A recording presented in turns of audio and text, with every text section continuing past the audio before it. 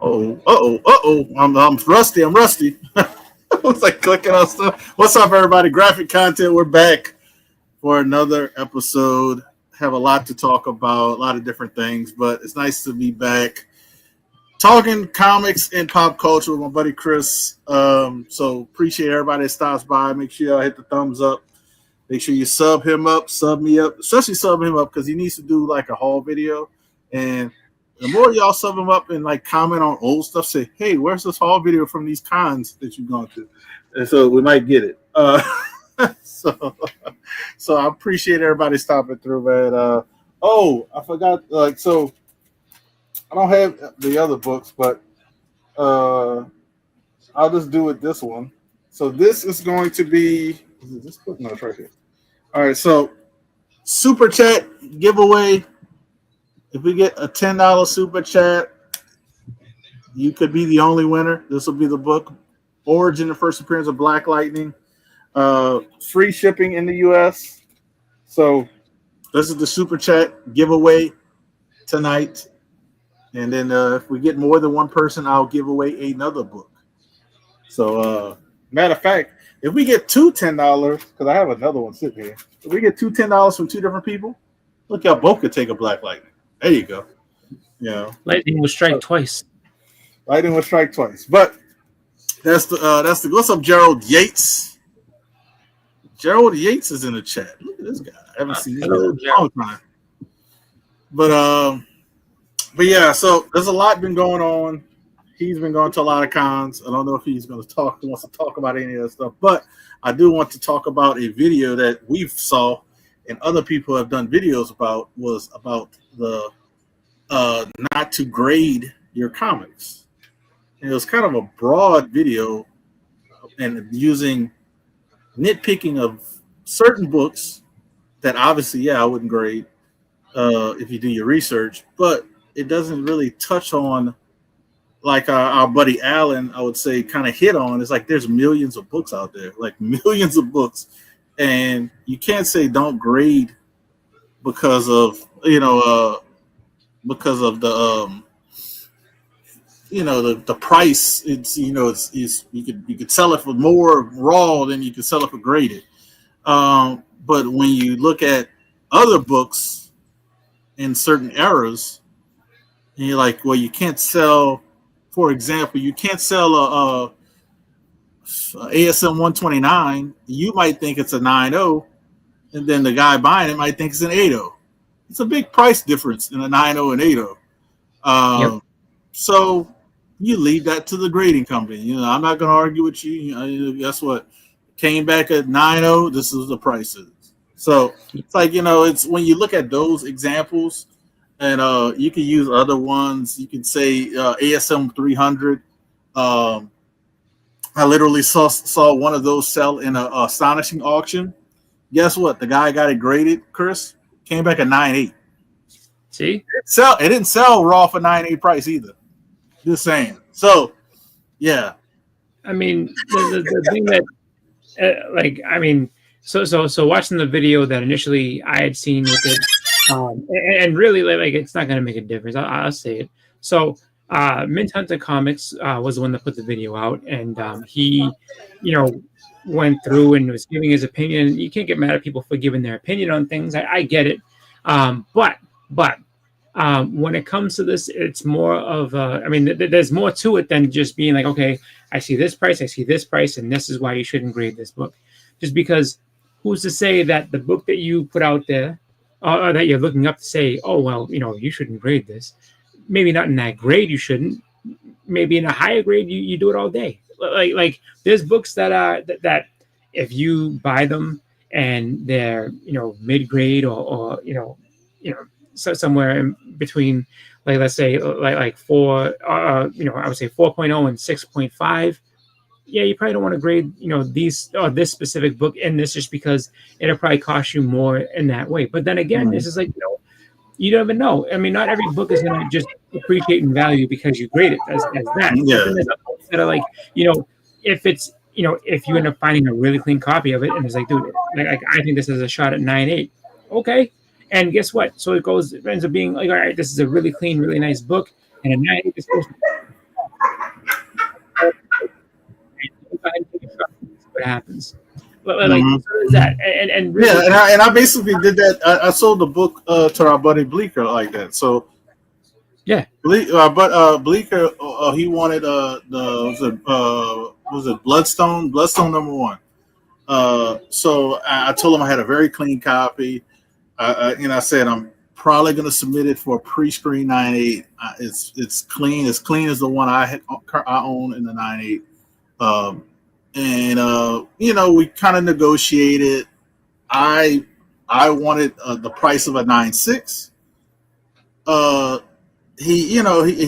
He agreed to it, and I said, look, I'm gonna submit it. And if it comes back at 9.8, there you go. And he didn't even, I don't even think if I'm not mistaken, I think I didn't even add the grading fees on it. like I just said, this is what I want, and it came back at 9.8. So, but that was one of those things that he, like, if he would have waited, it would have been a different price. Oh, of course. You know what I mean? The other thing too is that, in that as well, is that so he wasn't really taking into consideration the books themselves. Like, he was just talking about it. He was only really showing one source of the sale or the price for a sale and everything else. And then the one thing, and I would say he had no, I mean, unless he was submitting the books himself, there was a lot of information that he was saying that you really couldn't go ahead and think, oh, okay, well, this, just because you really don't know. Like, do you know how much this person had put into it? Do you know, like, if you bought the book, like, maybe he got in a collection and he paid, $150 for the collection, and it's 100 books or something like that. So he paid maybe like $1.25, $1.50 a book or something like that. You don't know. Maybe he bought it. Guy got a deal and it just found it at a flea market or something like that. You have no idea what happened with any of these. Maybe he did pay a higher price. You know what I mean? But the thing that really stuck out to me a lot is that he assumed that every book was cleaned and pressed, and you cannot do that. You cannot. And on top of that, too, the amount of that he was quoting for the price, which, I mean, hey, look, if it is his experience that he pays $60 for clean and press, okay, for each single book, no problem. You know what I mean? But the thing is, like, you don't. I mean, because I'm assuming he's looking. I say he was looking them up on different places. So he would look up a book on eBay and say this. Well, are you the seller? I mean, is this your personal eBay where you know what everything's selling for? Because if you're just looking up random books on eBay, you have no idea what anyone would have done. And then on top of that, when he's going to the Go Collect to sit there and see the sales data, unless they were his books that he sold, he cannot say, and they paid this much for this and this and that, and it wasn't worth it. You don't know that. You don't know that. Yeah, and then we know a lot of people that we talk to actually press and clean their own books. Yeah. So, like, how do you know they're not doing it themselves? Yeah, like, if Dustin, our buddy Dustin, comic book chiropractor, or even Yahweh, if they get a book, they're doing the work themselves. So that $60 it doesn't exist for them. Exactly. It doesn't exist at all for them. And then secondly, for people like, you could even go for people like me and you.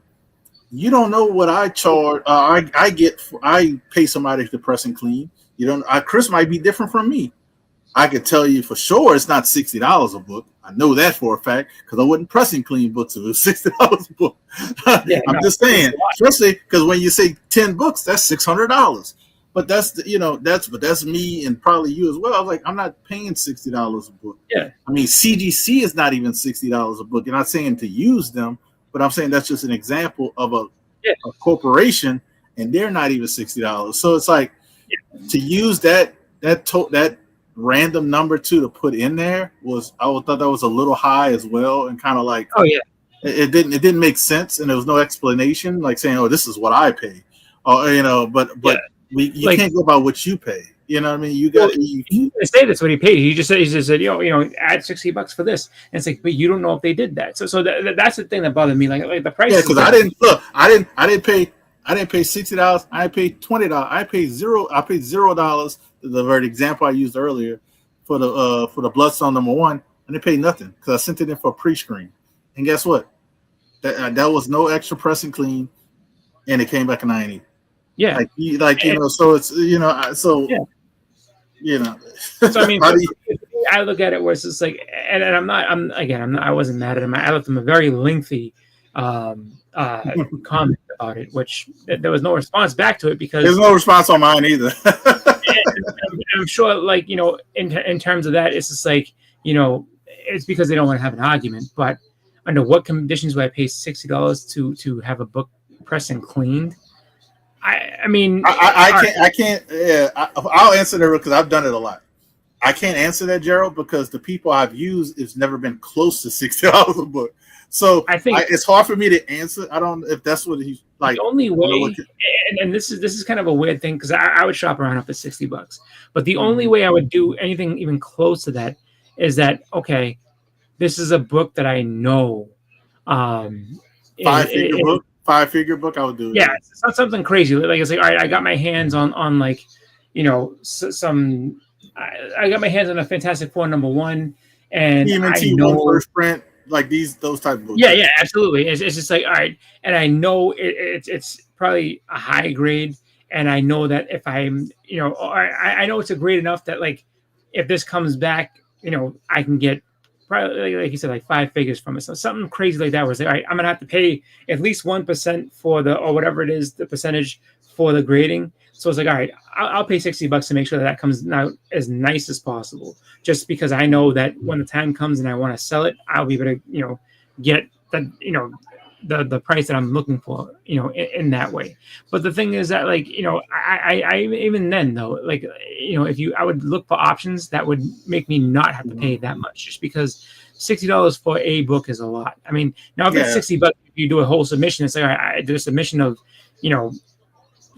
let's say 5 or so books, and it came out to $60. That's not so bad. It's $12 a book. I can deal with that, Yeah. But if it's like, no, I charge $60 to press and clean it for each and every one. Because I think also too, depending on the grade, or depending on not grade, but depending on the people that do it, it's more or less, if you're looking at it, where it's like it depends on how much work they have to do as well. Like if it's like, dude, this thing's clean, I just gotta press it, and go over it a little bit, no problem. But if you give them something that's like, like literally they have to do surgery on a book, then yeah, all right, I can see them charging you a little bit more because it's like, and then it gets and I like how his answer, like for him, it's a giant size X-Men 1, and see, it's a little bit different for me. I've had that book a couple of times, and I've never paid close to $60 to get a pressing clean. But that's your thoughts, and there's nothing wrong with that.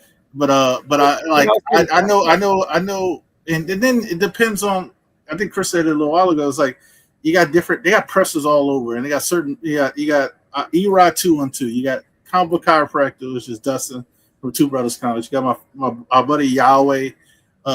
This is his name on Instagram and YouTube is Yahweh. You have other people that are actually further. Well, Erod's further from me. There's plenty of people that will do it. But there's plenty of people that do it. I mean, I think Red Hood does it. I don't know how much he charges.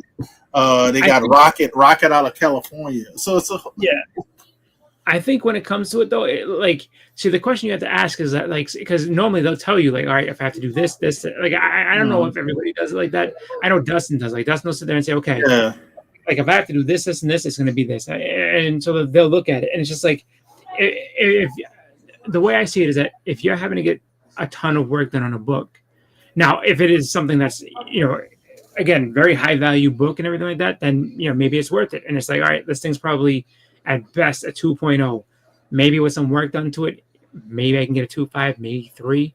And that's a lot of work that you're trying to do with it. But like, if it's, but if it's a giant size X-Men and it's, you think it's like a 2.0 and maybe you can get it to a 3, I don't know if I'd pay $60 to get it to a 3, just for the mere fact that, I don't see that much of a it would have to be in the 9s.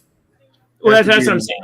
But even then, I like, if it's that high, I don't think you need. I don't think the amount of work they'd have to do to it would be that extensive. Where it would cost you $60. So I don't think, because as far as I know, like as far as I know from the people I know that press, I don't think they charge you a premium if it's an expensive book. I don't think that really makes a difference. I know Dustin doesn't. He charges for how much work he has to do in it. Yeah, and he has to fix a spine roll. He has to do deep cleaning because there's different types of cleaning. Yeah. If he has to do this a regular cleaning, he doesn't really. It's not really extra. But if he has to do like a really deep clean because the book is filthy, I know it's a little bit more. If he has to do like the realignment, like I said, that's different. He does charge different for different ages. Like a modern book is a different price from a vintage book, but it's not a big difference. It's not like, all right, the modern book is $20 and the vintage is $50. I had the pricing thing. I could actually pull it up, but I know it's not. And and I don't want to show because it might be a little different. Yeah, it might be changed. It says, wait, who? So he wants to know more about the conditions of the giant sizes that you had. Oh, well, I had a giant size. I still have it. I have a Gen 2 label, giant size X-Men 1 and a 9.2. As far as I know, it has never been pressed and cleaned, but I don't really want to fool with that book because it's square bound. And even though somebody could be really good at it, which I know Dustin is really good at it, I know Yahweh's really good with it, even Erod, I still would, because you never know. Something could slip up and then you split that spine, and then all of a sudden the 9.2 turns into a freaking 5.0. And so I even though it's a Gen 2, I don't want to mess with it. If it wasn't a square bound, I probably would take a chance. So before that, I had a high grade copy that I sent to CBCS, and I think Erod might have worked on it, and it came back a 9.0. So that's the levels. I had one worked on, and the other one I never had worked on. The three books that you're listing, that you're saying, so Giant Size, FF52, and X-Men 94. They're all good books. I don't know that I would consider paying $60 to get each of those graded. Though. That's crazy. But like, if you're gonna get them all graded, I would say, see what somebody can do. Because if it's a mid grade, I can tell you right now, any of those books in mid grade, I'm not paying $60. Yeah, it'd have to be super high grade. Which, if it's that high of a grade, you might be thinking about, shoot, if I get this grade and it comes back at 9.6, 9.8, I'm gonna have to sell it because it's gonna be that expensive. That's the type, like, I would pay $60 for that. But see, like my book that came back at 9.0, my giant size, I'm not paying $60 for that.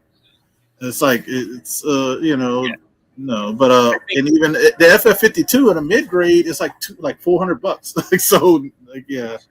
But I think that if getting them pressed is a good thing. I just think that pressing and cleaning I think is a great thing. The price point is $60 though. Like I don't think that you would need to pay that kind of price for it.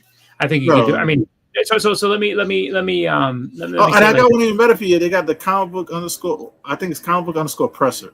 I've used him before.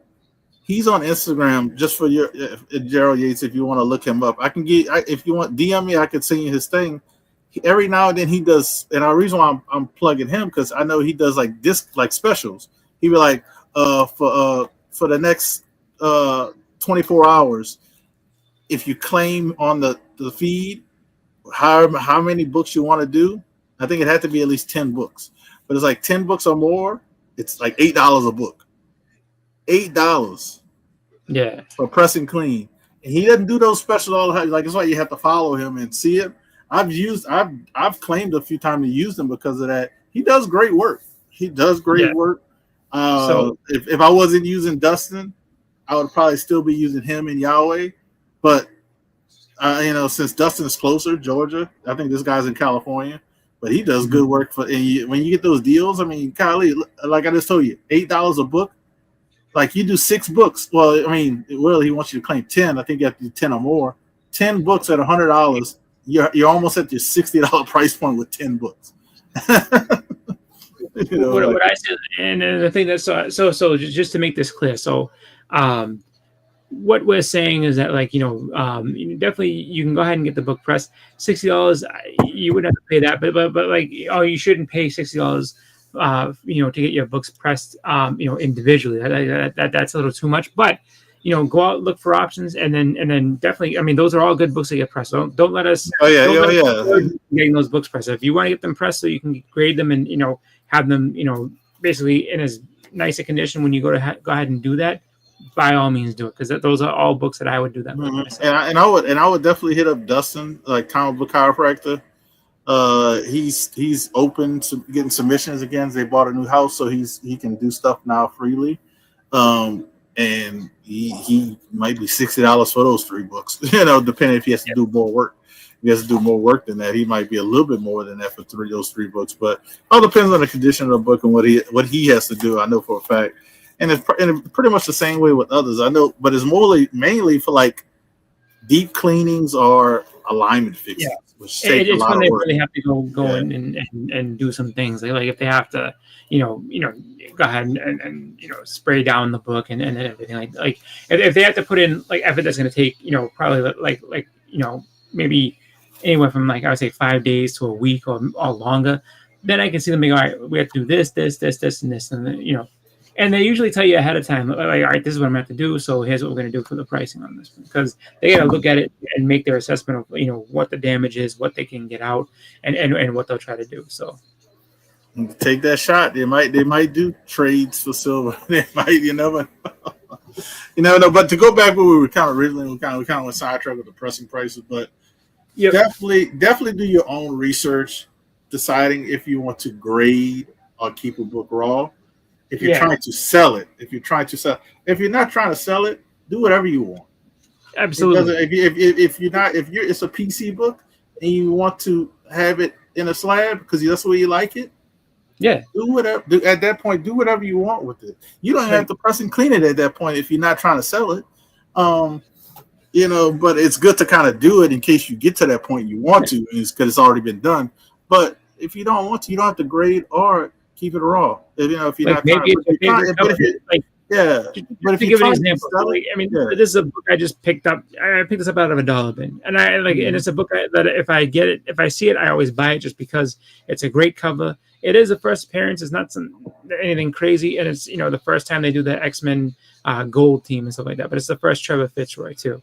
And the thing is that it's just a cool cover to have. It's a fun one. It's amongst that whole Jim Lee era of X-Men, this is actually Will Spatacia that worked on this. But if you just like to have it for display purposes, and you're like, you know what, I'll grade it. Just PC, go for it. If you're going to grade it and make it, I'll try and sell this and everything. Well, if it comes back at 9.8, I don't think it goes for much in a 9.8. So, it might not be. And then it depends on what, like I said, depends on what it sells it. Like I haven't looked up that book, but for perfect example, if that book sells for, let's say $100 in a 9.8, and you send it in for a pre-screen, you bought the book for $1, pre-screen's like $25, you have $26 into it. If you know it's going to be a 9.8, if you press and clean yourself, you know it's going to be a 9.8. Yes, that makes it worth it because now you have like $70 to gain. Yeah, exactly. So it's like that's and that's just one of those things that I think about. So it's just like do your own research, figure out what books they are, and like what I said, if it's a PC book, do what you want with it. If it's one that you're trying to sell, then hey, look, start looking to see what these things sell at to find out if it's worth it to sell it, or should you just keep it raw and be, hey, you know what, sell it raw and see what happens. Just because in the end of it all, it's because on certain platforms it's easier to sell it graded than raw. Like absolutely. For eBay, Shortbox deals more, and like Instagram with like Elite Comics 11, those consignment pages, especially those consignment pages on Instagram, they would preferably be graded because then they don't have to argue or grade with anybody when they receive the book. And then they know what price to set it at. If it's a 9.2, we know to set it at a 9.2 price or a little bit under a 9.2, so people think they get know they're getting a little good deal. So it's it's easier. It's easier to price too. Yeah, and for me, I just think that you have to do that just to be able to make sure. And on top of that too, you should always be like, if you are trying to sell books, you should always be looking and researching and seeing what things are going for. Just because this book was going for $200 last week, it's not going for $200 anymore. Now it's going for more. It's going for less. Things fluctuate all the time, so it's always good to look to figure out if you should grade it, if you shouldn't grade it, or even still, depending on what you have into it, does it make sense to grade this? Maybe you can make enough profit off of being raw that you don't have to worry about grading it. You're like, you know what, got it for this price. It's currently sitting at this. Yeah, I'll sell it raw, and then let somebody else deal with that whole aspect of grade it, not grade it. You know what I mean? it's all just kind of a big thing, but it's just a blanketly say like, oh, like, graded books, they're just not the way to do it. And I'll say another thing too. This is nothing new. They've been saying that for, I want to say, the last 2 or 3 years. Graded books just don't move. You can't sell those no matter what. That's bullshit. That's 100% bullshit. I see people that do it all the time and have been doing it for years. And if it wasn't, we always going up. Me and Chris are like always watching a couple of live sales, and the guy, so he sells raw and graded books. Guess what? He's selling them graded books as fast as the raw books. Yeah, and we saw this dude make like 50 grand in like 10 minutes. Yeah, I mean, and just forget that part. Anyway, I'm just saying, like, people that we know that we're friends with that do this all the time. Who that sells books all the time? He sells graded books. He sells raw books. Like, if there was no for my testimony, what I want to say, for my personal experience, I've tried to sell, I've done it with different books. I've tried to sell a book raw. Nobody wants it. Then I sell it, get it graded. It's worth more, and I sell it for more. And I'm like, you could have bought this book like a month ago at 1/4 of the price. And I'm like, and it's happened to me this year alone. It's probably happened a half a dozen times, at least half a dozen times. And my perfect example, and I don't know, I don't think the guy knew I had it raw, so it's not his mistake. It's not his fault. But but I had the first appearance of Turok, the 4-color book. So I had it raw. I actually graded it like a 3.5, I think. I think I graded a 3.5 raw, and I think I was selling it around $100. I was basically trying to get what I had into it. No takers. Get it pressed and cleaned by Dustin, graded. It comes back a 4.5. Now it's worth $400, and I sold it instantly. Yeah, like I posted it, and somebody messaged me about it. I think I'll give them a little bit cheaper, but it was $400. Ended up being $400. But that's what it's like. It depends on the book. This definitely depends on the book. This is not a takedown of Mint Hunter Comics. Like that's my intention, at least. I'm not trying to take them down and like, like that. I'm just saying that, like, it's just a thing where it's just like, when it comes to stuff like that, that might have been just the way he was feeling that day, or maybe his experience is like this. But everybody's individual, everybody's different, and there's plenty of places that will tell you, what to look for and how to look for it. So, by all means, go to his channel, check out what he has, because he's got a lot of videos that are very good, and that he's going along and just showing different stuff. But there's other people out there that kind of do along those same lines, and there's a lot of different perspectives and different research that you can see where it's like, okay, well, this guy says this and showed these examples, but this guy said this and showed this stuff. So it's, and then you kind of, do your own research in the middle of it, and then get to where, your perspective is on all this type of stuff. That's at least what I would do. That's at least what I do. So. Yeah. So the other thing I wanted to touch on, which is, I want to shout out this person because he had a major issue. So definitely look up his GoFundMe account, which is Mon Comics. He had a fire. It was something, the family's safe. Everybody's good. They have a place now, but they basically lost everything. And it's like, I'm pretty sure like the insurance is going to cover a lot, but the community's putting a lot of effort and trying to help them as much as they can through the GoFundMe, which is great. I think some people are going to do like sell some books too, and the book money goes. I think I've heard different things. Yeah, I've heard different things. And the money doesn't go to the GoFundMe. So definitely check that out. Shout him out. He's been getting a lot of subscribers as well. So definitely sub him up. Just hit over 2,000. He just hit over 2,000. But I wanted to kind of go in reference to, and because he probably had homeowners insurance, but it's always good to have some extra insurance if you can get that, or if you know how to look it up, because just to have I call it like just in case shit. Basically, like you have something just in case shit happens. And they have different companies. I use Collectibles Insurance Services. It's called Collect Insurer or something. You can get an easy quote.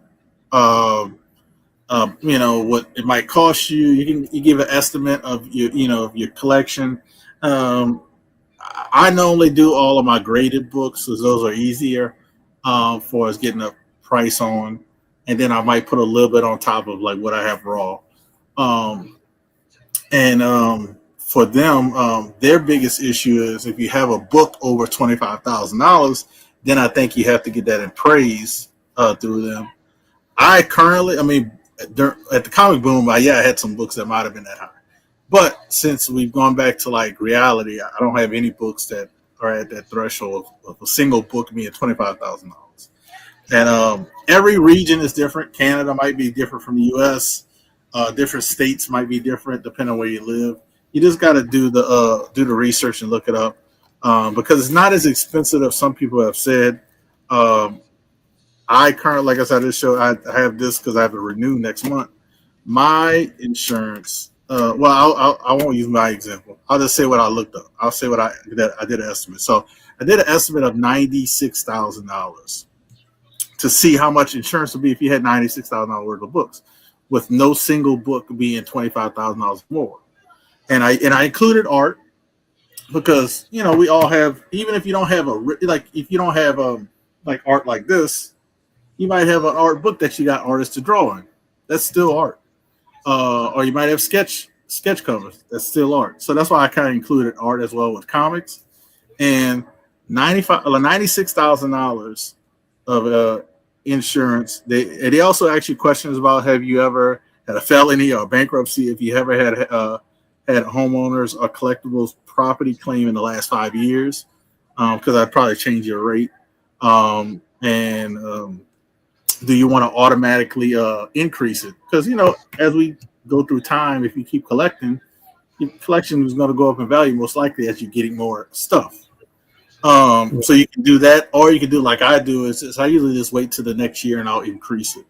I don't try to do the one. It's like 1% a month, which can creep up really quickly if you have that insurance for a few years. So I just did $96,000. The yearly price through them was $624 for the whole year, and that will cover $96,000 in comics and art. And then they even work with you on that. They'll break it up into 4 payments. If you can't pay the whole $691, you can break it up in 4 payments and pay those 4 payments every 3 months. Yeah, 3 times 4. Yeah. So 4 months. You pay. Every 3 months do a payment, and then ends up for 4 payments. To me, it's a little good added peace of mind. Even if you don't do the 96,000 kind of throw out there, you could do a smaller amount. Even if you think you're like, oh, my collection might be worth $10,000, it's good to have it. Or in some cases, look at your own property tax, property insurance. Because everybody's insurance is different. Some property insurance might not cover it. Some might cover a little portion. It depends on your insurance. That's just something I wanted to throw out there. I've talked about collectible insurance before. I think everybody should have it, even if you have a few $1,000s in comics or collectibles, up to a certain amount. Now, if you have hundreds of thousands of dollars, like more than I did $100,000 kind of price. If you have $400,000 or $500,000, then that's going to be multiplied that's $700 times that. Then you kind of see where you're at. But and that was for the year. Now, if you have one collectible that's over $25,000, like I said before, they have to appraise it, if I'm not mistaken. And I think I don't know if you submit pictures or they have to come out and appraise it. I'm not sure because I don't have that big of a collectible. But that's just something to look into. I don't know what your thoughts on it, Chris, about having insurance, like added insurance in case of emergencies. So I know that when I told, I was talking about it, and like I talked to my mother about it because she actually used to work in insurance and stuff like that, and so I had mentioned that person I know because I've actually met so we all call it MON, MON. It stands for Middle of Nowhere Comics, and his actual name is Brandon, and Brandon's a really nice guy. So I've met him at Terrificon. I talked to him. He's actually a really, really nice guy. So I had mentioned that he had a fire, and I was like, yeah, like check it, like this is what happened, because he posted it on his Instagram, showed what happened, and it was very unfortunate and very sad that he lost his home and comics, home, all his wife's work and his children's toys and all that stuff, that clothes, everything. And like who that said, like the very fortunate part of it is that there was no casualties at all. Like nobody got hurt. Even the pets got out. Even the pets got out. They were able to get their pets out, so everybody was fine. Which blessing in disguise, just because that's really what's the most important thing out of all of that. But she the first thing she says is like, you should definitely look into getting insurance just in case anything was to happen. At least and so because I don't have any, like I not because of being lazy. I just haven't just gotten around. Oh, actually, I guess yes, because of being lazy. I guess because I haven't really. Not because of being lazy. Yeah, actually, yeah, I guess just because really, I mean, I've just never really looked into it. I've heard of it. Like, yeah, okay. But yeah, I mean, it's one of those things where like you never know when it's going to strike you. You have no idea what could happen at any point in time. So, to have that insurance to make sure that you are, I mean, it's just one of those things that like what I said, in case, you know what I mean? Just because you hope you never have to use it, but if it ever ends up happening, at least okay, look, like this is it. I can provide all this, and yeah, if you're gonna do it, like who that said, you probably gonna have to take an inventory of everything. You're gonna have to, go ahead and list it all, so that if they, unfortunate does happen, you can say, okay, this is where everything's at. This is what it is. Here you go, check it out, and they'll go ahead and they'll, go ahead and check through, and when they, go ahead and do their own investigation of what happened, they'll be able to say, okay, so, you value your collection at this much. This is where it is. Here's the check for your collectibles. We're sorry this happened to you.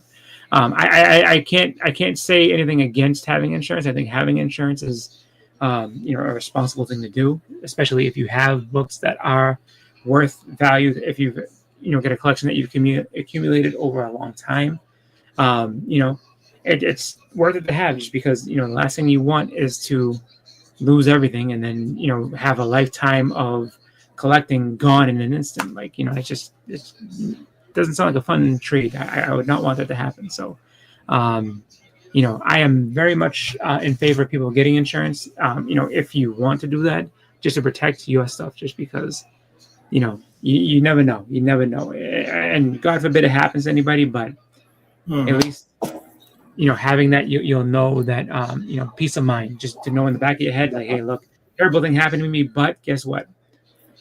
This can be replaced. I'm, going to get money back to try to help rebuild this again. Or maybe you don't usually get comics. Maybe it'll help you get a place to stay or something like that. You know what I mean? So something that'll get you back on your feet, so it's not a total loss. Mm-hmm. Yeah, and other people have done videos about collectibles insurance, like Reggie Collects, so shout out to him. I think a few others, I can't think right now, have done it. But I don't want people to be like afraid when they hear like, oh man, insurance is going to be thousands of dollars. Let's pump the brakes. It's easy to get a quote. I think there's at least a couple of companies I know about, and you can get a quote literally in a couple of minutes. Exactly. And you can call them to get more information. That's right. So just like with the grading, do your research. Like, I mean, honestly, if you're going to be putting money out there for this, do your research. Shop around. Yes. Yeah. If you're going to put money into this hobby, a lot of people don't consider it investments when they're like, oh, I don't sell. So it's still, you're investing time and money into something. So it is an investment. Absolutely. So like you said, do your research, get the numbers in your area, and check out different companies in your region, because they might have different companies in Canada compared to the United States. You might have different companies in Europe compared to both these countries, Mexico, so on and so forth. So it's good to do that and ask all the questions you have. And don't go without. I want to say, don't go without at least trying to look into it, because look into it is free. It really is. Getting a quote and talking to somebody is free, because guess what? They ultimately want you to sign up, so they're not charging you to get this information. No. You can. I mean, you can literally do it with no problem. Or you just call them, and they'll tell you, what it is that they have. Okay, this is what you think it's worth. This is based on what you're telling me. This is what you'd have for annual payment. What's up, Bleak? And also to touch on that as well, it's like, what I was about to say. Oh man, I totally forgot. For example, that happened to me. So I've had my insurance for a few years now. I forgot my renewal came in. I think it was last year or the year before. So I didn't renew for like almost a month. But they sent me a thing, say, hey, we didn't hear from you. I think they emailed and called and sent me a paper. But and they said, hey, I think it was an email actually. And my agent kind of said, hey, we see you didn't renew. We want to make sure you got it, blah blah blah. And I really didn't see the letter, so I might have either misplaced it. And I said, and I told her, I didn't see it, blah. So she sent me everything, and I got everything renewed. So, but I was still covered for that month that I forgot to renew, because they still gave me that little. But this doesn't happen with every company or maybe every individual. I was just lucky, like how it happened, because they usually give you that little gap, to renew. Because I know they do it with my flood insurance. My flood insurance usually ends. I think it ends in like January 6th, but they give you 45 days to pay for the renewal. So you're still covered in that little gap, but once you pass that, then you're lapsed. If that makes any sense. Same thing with the collectibles insurance. A little grace. They do give you a little grace, and I think but they did contact me and make sure I had all the information. I took care and everything. And I actually talked to somebody when I renewed at that time, because normally I just do the automatic renewal. I don't know about anything else I want to talk about that, but please check out Mon's GoFundMe. I don't know if Bleeker's here. If Bleeker, you could share his link. People who watch this on a rewind, you can definitely check that out. Support him and his wife and his kids. Like, they literally lost everything, and I think just with support in the community at where he lived, they actually helped his wife get the equipment, because she actually had a wedding to do the weekend. Whatever day it happened, the next weekend she had to do a wedding, and they were able to purchase the equipment she needed to get it to keep that job and keep that the income going. Definitely check out the GoFundMe. Christmas is around the corner, so any little support, especially if he has 2 kids, would definitely probably put a smile on their face. I know I don't know when any extra stuff they might do, but I think I might try to do a percentage whenever we do a Band of Brothers on my side, when it's time for us to do our little Band of Brothers auction. So, but yeah, anything else I'm missing about that insurance? I know you say you talked to your mom about it.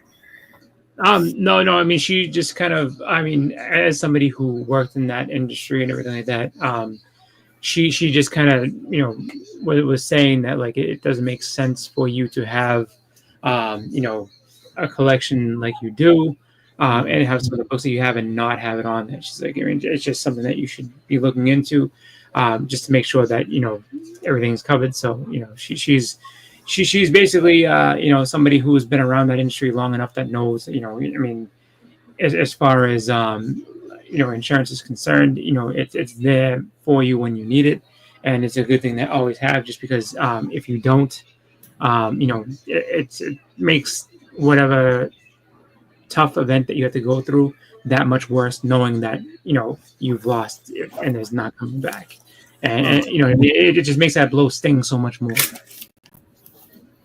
Yeah. So Anything you want to talk about your conventions before we head out? I know you did Terrificon. I don't know if you talked about it as much on maybe a church or something, Yeah, or if you had,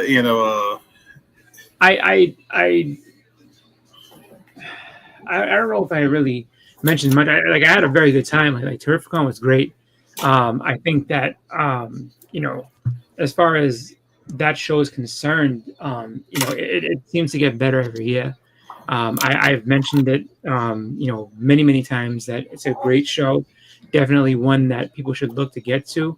I would say, as far as just the whole experience, it's everything. I mean, if you're able to stay in the Mohegan Sun, that's what actually I'm about to ask you. Compared to you've done traveling to it and you've done staying to it, which one was better? What was the negative, and the advantages to both? So I mean the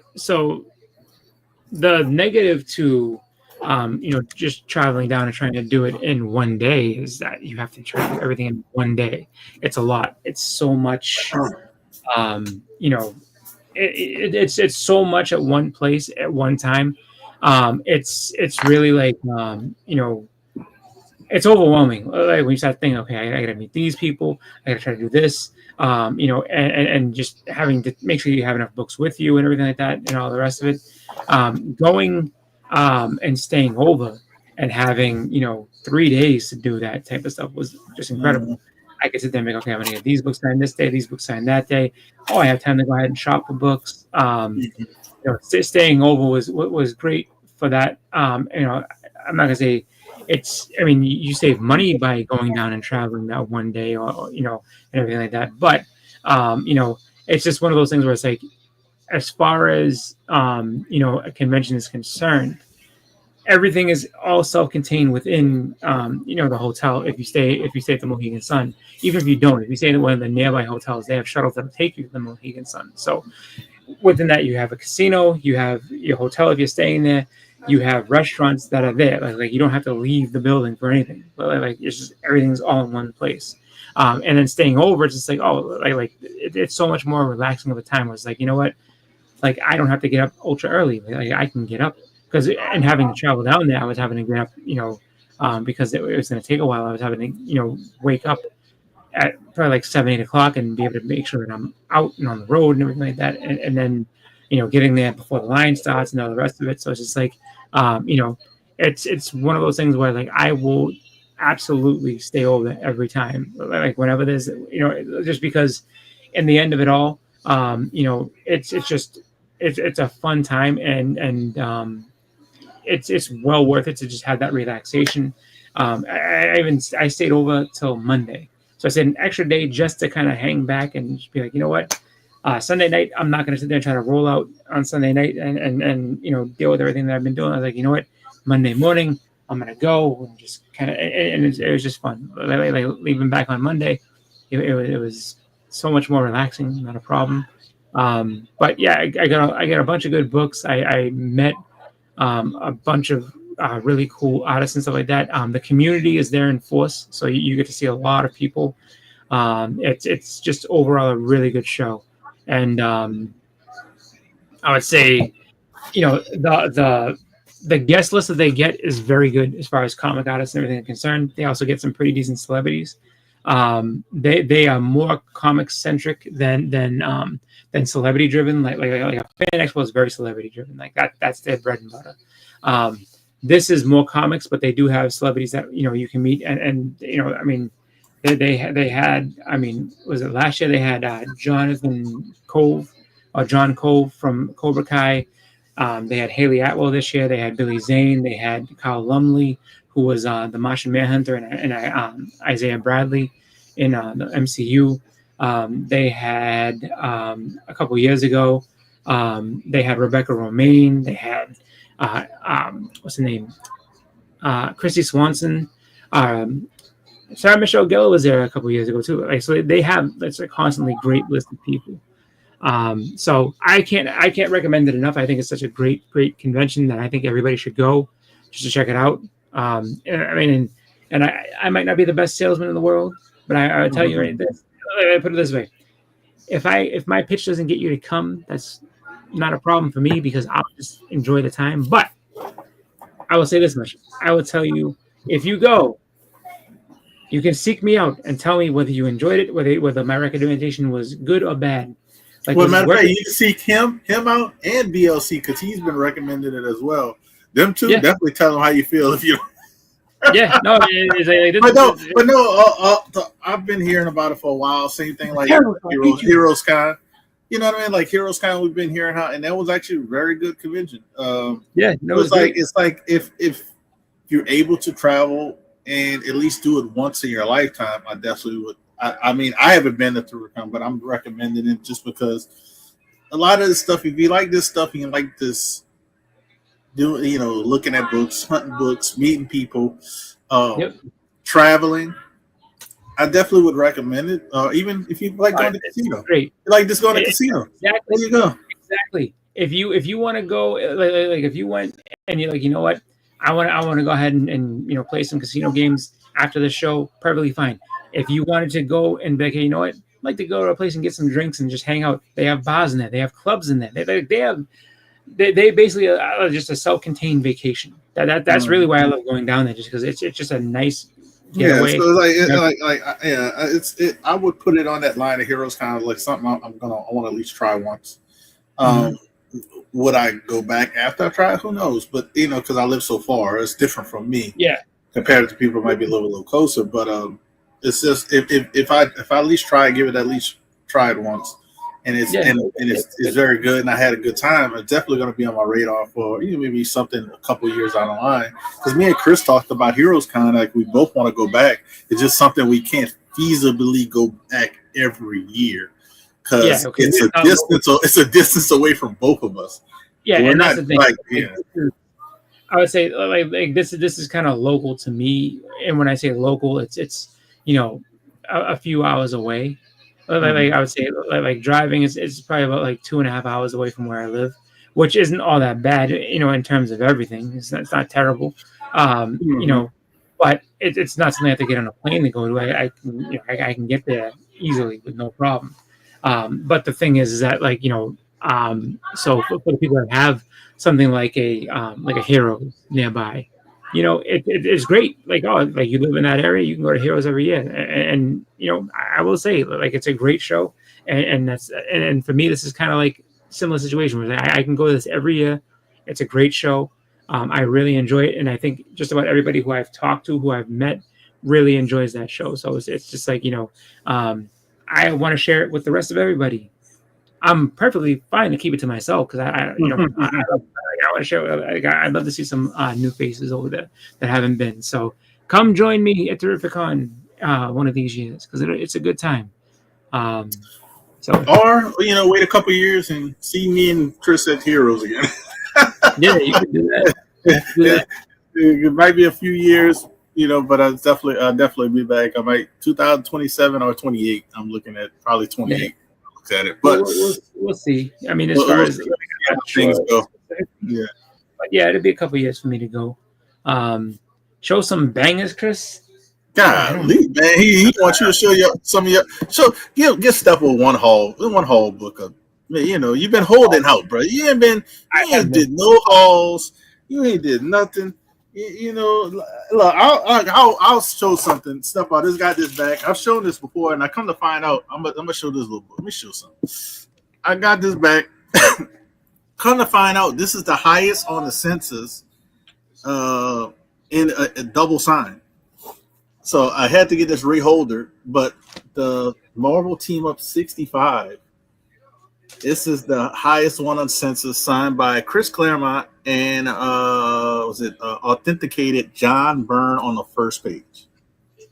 So let us got this back because they had like a little plastic piece in there. But I didn't even know the census on this book until I just got it back and I looked at it again. I said, "Oh man, this is the highest on the census. This is pretty cool." So I forgot where I got this book at. But it's a book I've had for a while. And I kind of like just been holding on to it because I don't have any John Byrne signatures, and I added Chris Claremont. I wish I could have had a few other people's signatures that are no longer with us because I could have got this signed by George Perez and Joe Sennett. But But yeah, so that'd have been awesome if I could have added. That'd have been crazy when you think about it. Trying to see. But I just got that back from CTC. But that was because I had to get a reholder. But that's my single banger of the day. Yeah. All right. I can show you a book that I got from. Actually, I know what I'll do. Let's see. So. I like Steppo putting them on the spot. He's actually the one. He said bangers, but I guess you could just show one. No, it's just trying to I don't know why I put the I'll show even more. I'll show a couple more since I just got these. So I got the first appearance of Big Hero 6. This is Sunfire Big Hero 6 issue 1. So his first appearance of Big Hero 6 in Betamax. They did a movie a few years back, and it actually was a very successful movie. So I'm surprised they haven't done that again. I got a few more of these in the new Agents of Atlas. So I have like 3 of them. Probably letting one of them go, but I have some of those, which is like 4 first appearances. What else did I get new? Got the first appearance of Rose and Thorn that came in. I think that's all. That's all my. I got other stuff I haven't unboxed. I'll say that stuff. I have other stuff I haven't unboxed, so I actually have some more bangers, but I just haven't unboxed them. So I've showed. So I showed this. Like this is the art, or one of the pieces of art I got. This is from Dan Parent. So this I got done at Terrificon. So I did that. Yeah, Veronica is Psylocke. Oh, that's cool. I was like, wait, I said that looks like somebody I know, and then when you said it, oh, all right. And then it was like it didn't look like Psylocke, but it was Psylocke, and now then you said it, it was like light bulb. So, and then as always, because I seem to get this book everywhere I go, and it's just how I do. So I picked up another Simpsons #1 from this is from Heroes. So got another one of these. So it's what I want to get eventually is the Simpsons one barcode. Yeah, so I know. I want to get one of those so bad, and they're not too bad, but yeah, you're gonna have to spend a couple $100 to get one. Yeah, and then I also so I had that one, and then I got this and a couple other books signed by Bill Morrison. So oh yeah, there you go. So there's a signed one, there's a raw one, and then here we go, and then I got let's see. Hold on. Where did I put it? No. Oh well. I got another book signed by I got more books signed by Scotty Young, but this I got signed at Terrificon from Scotty Young. So oh yes. Cover. And then I picked up actually it's fun just because I was always actually I don't know. I've always been a big fan of Josie and the Pussycats. I think it's just because I used to watch that show when I was little. So I ended up getting I think this is from like 93. So it's like, the Josie and the Pussycats comic. So I have that. So this reprints their first appearance as the band, which I also have. I also have the slab of that. It's the Josie, She's Josie number 46 is when they actually get they get all the band members. So Valerie, the singer, they actually get her in that issue, and then become actually Josie and the Pussycats in that one. Before it's just Melody and Josie, but then Valerie comes along and they become a band. Woo! And then I got one more that I'll show you. Nope, that's not it. Where is it? It's in this hand. And then I picked up. I should have gotten this signed by Scotty Young, but I didn't, just because his line was stupid by the time I came back after getting this. So, but I got this. Here's first Robbie Reyes Ghost Rider. So. Oh yeah. Yep. I had that. I had that in the 96. Yeah, that's a tough Scotty Young. That's one of those Scotty Young. Like like $40 like raw. I think, or maybe a little bit more than that. Not what I paid for it, just because I went to, and I'll tell you this much: like when Three Men in the Basement says that they have a booth there, and you see Chinmo, and he's like, yeah, like come stop by. Dude, he doesn't stop by because he gives out some really good deals. He's like, yeah, like, I got this, and so like I got this for a deal. No issue. He gave me a great deal on it, so I was like, yeah, I'll take that, no problem. So Yeah. but yeah, it's just a lot of and I will say this much: I know that there are people that will say that prices is like people are looking to deal at Terrificon, like they were definitely there selling things, looking to move them, and like a lot of people made out like you know what I've noticed at Heroes Con, completely, like you said about Terrific, like Heroes Con had a couple of people who are price high. Yeah, and you're wondering, are they trying to move books? But then they had plenty of people, and I'm pretty sure the same thing you can say about Terrific. Had plenty of people who want to do deals. Plenty of people, and the same thing with Heroes. They had plenty of people that want to do deals. Oh yeah, no. There was a like it's just you just have to look. See what happened. What happened? You can't just get discouraged by somebody who's overpriced. Just to say, throwing it out. No. So what happened to me at Heroes is that I so bot code is what it is. So where the so you won't see I think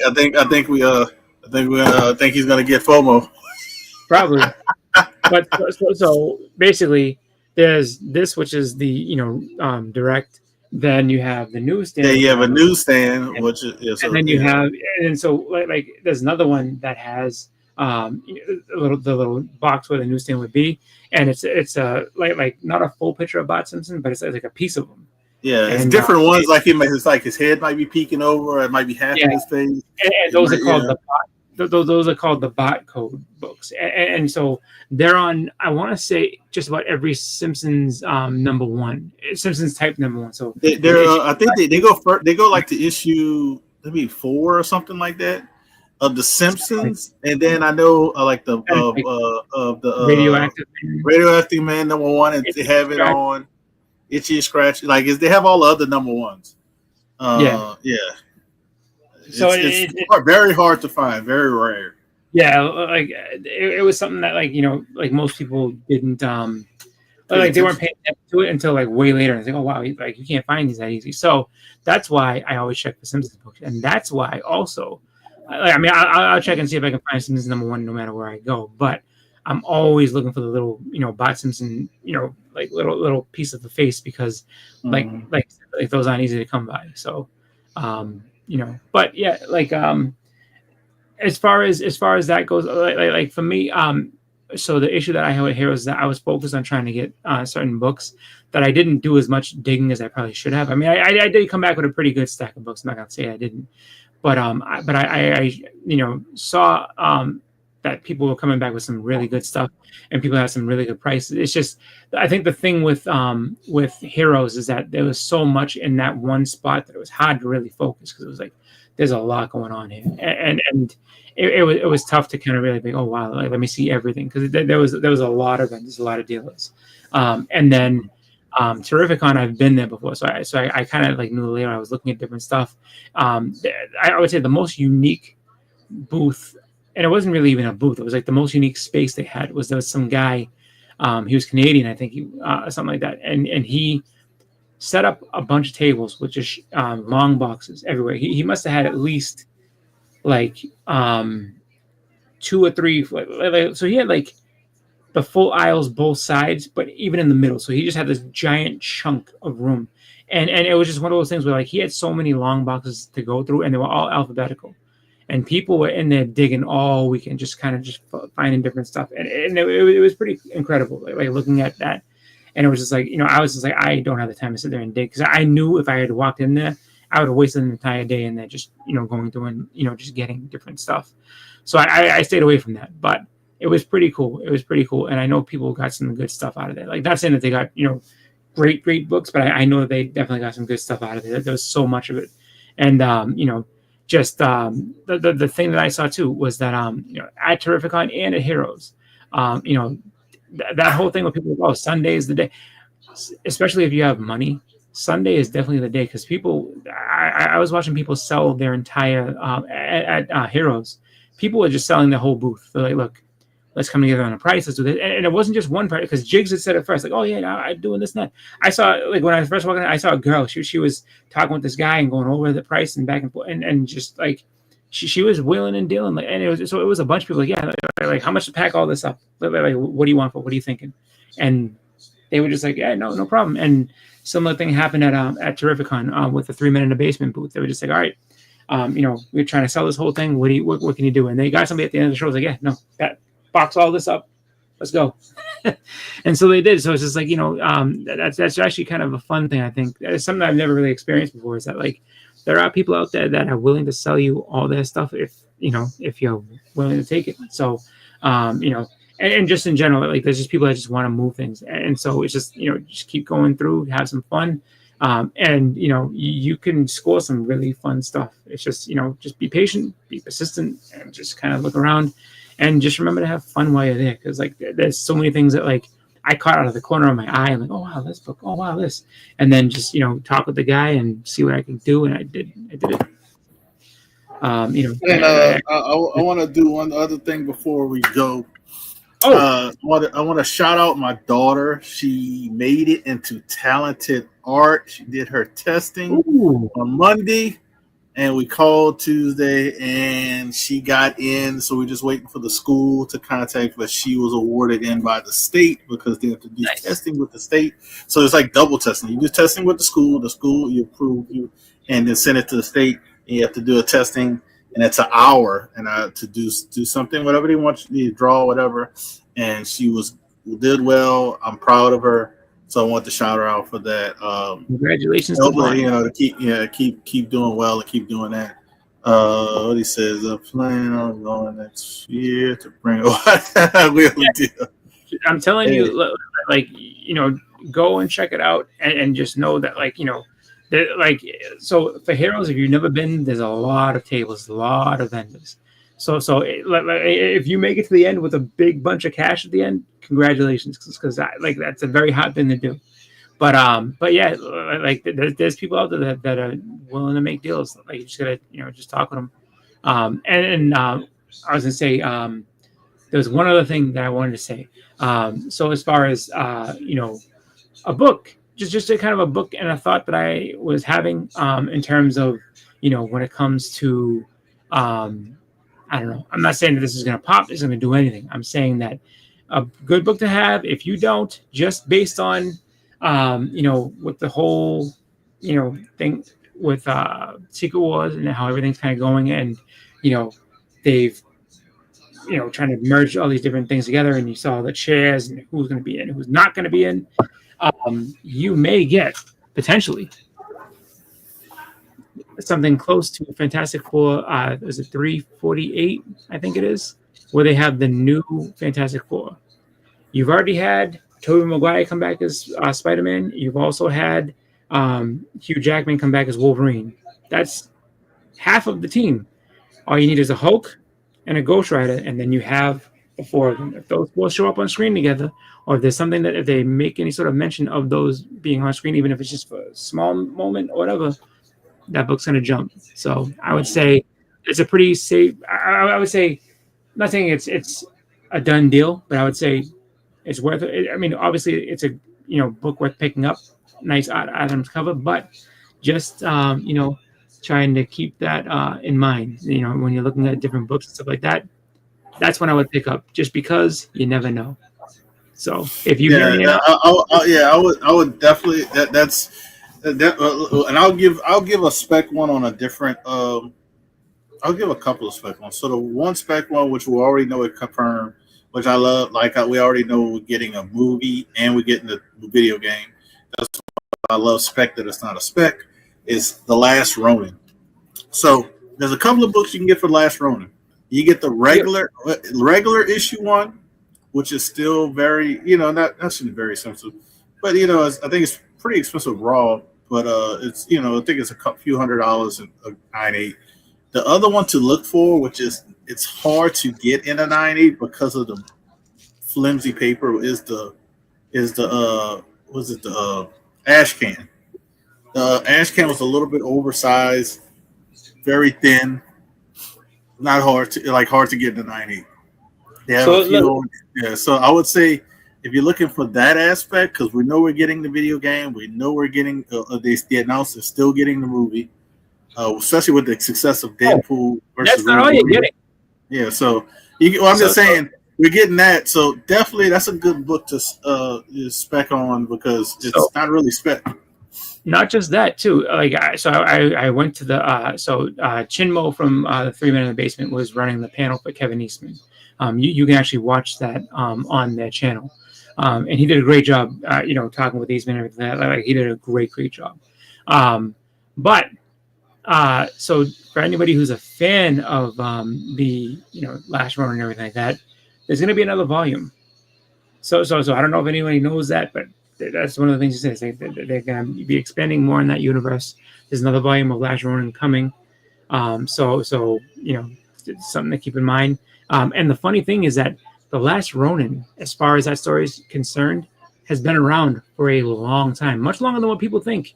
That story has been around since I think he said since around issue number 10, because I really didn't know. Yeah, I'm about to say that was in the 80s, when they originally had the idea and wrote it.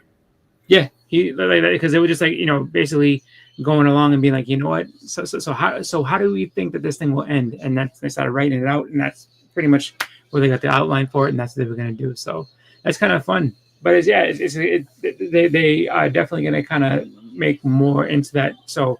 There's going to be another volume of Last Ronin, so more to it, and as far as all that goes, I don't know if that's going to happen before or after the movie. I don't know if it's going to happen. If stuff from the movie is going to be with that last volume, so I won't say anything like that. But I will say that it's definitely, if you're a Last Ronin fan, you're about to get a bunch of different stuff. So. I would say, like Hudat said, if it's a book you want, if you're a Turtles person, if it's something that you want to have in your collection, or if you're just like, you know what, pick this up now, and maybe when it does hit, go ahead and just sell it, make some money. Do it now. Just be out there, because nobody's right at the moment.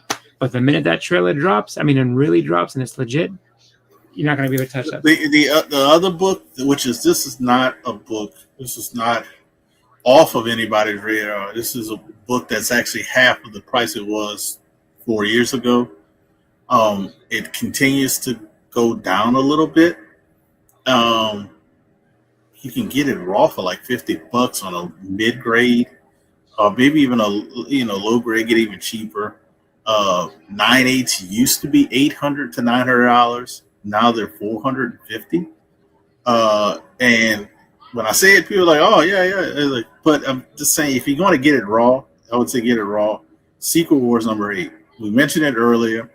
That's a spec that is not a spec, because we're getting Avengers Secret Wars, and just wait until we get a scene where you see Spider-Man get the black suit, and if he does anything similar to that pose, people are like, "Oh, I need that book," and he'd be like, that's always been a hot book. It shouldn't, It's, and I'm saying $400 is still expensive for any book, but compared to what it was and the rate how it was going, and I'll say COVID put stuff on a different level, but that book was trajectory was still going up, and then all of a sudden they just got cut in half, like knees got cut off. To me, in my opinion, in a 98, that book should be an $800 book. But definitely at $400 or $450, it's definitely. I've know other books that are more expensive than that. The cautionary tale with that is that I would say get it now. Get it now when it's not crazy, because I'll tell you, when it does, and not saying it's gonna jump and stay there, because it might not. And really, that's the last thing you want to do is be like, I paid $900 for this book, and it's like, now it's only a $600 book. So now, you know what I mean? Yeah. So that's the only. But I've seen raw copies go for around that $100 range, and nice copies, not 98 qualities, but not no beat up trash. I've seen really nice copies. Meaning, if I would have to estimate a grade, I would say probably a 7 to 9.0 range, 7.5 to 9.0 range, which is a big gap, but those look really nice.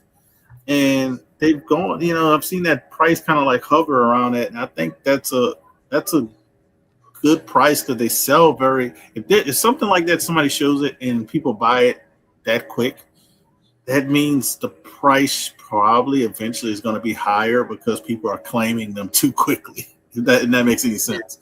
It's like I see them going really quickly, but when the price was a little higher, people were still claiming them. That's what's crazy about it. People were still buying them when they were high. So that's not a surprise book.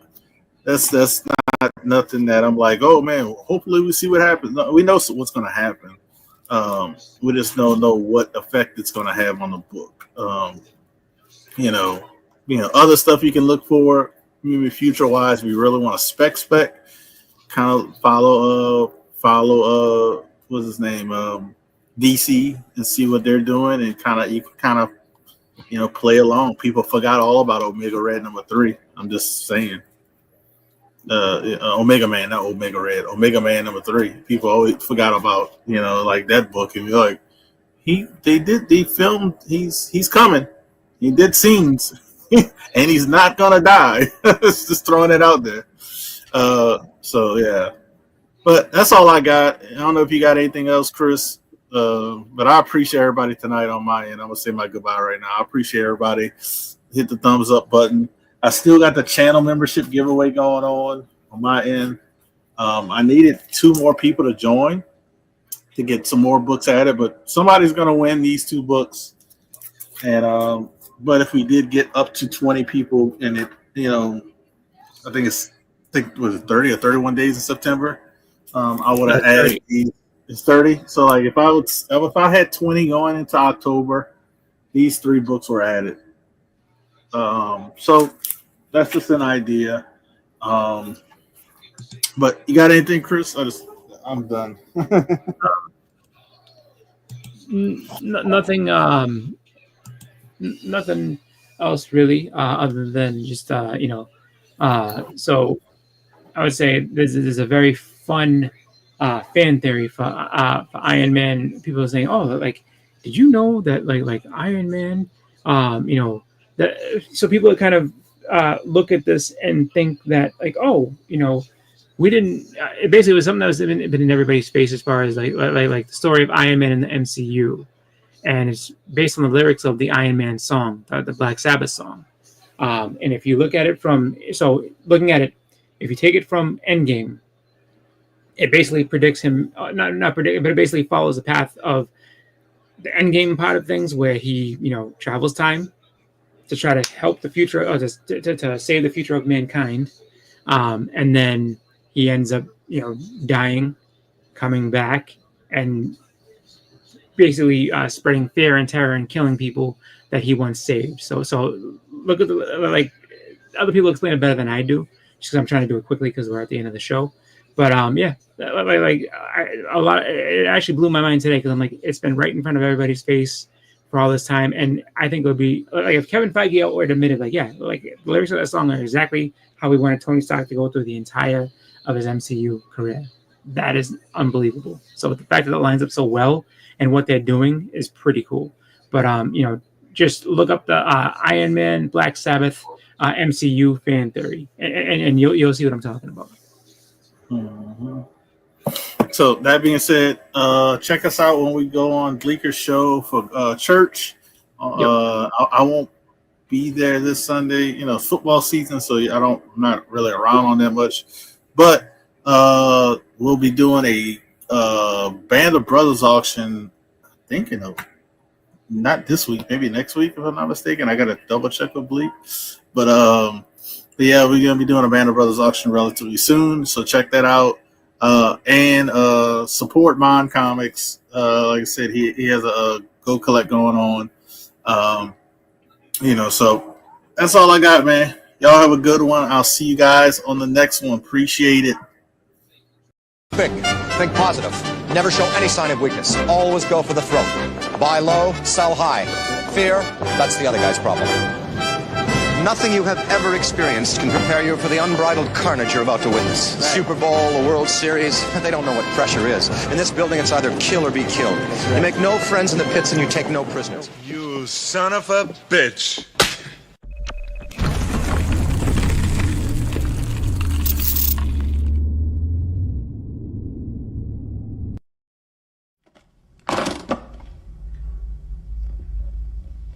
We happy?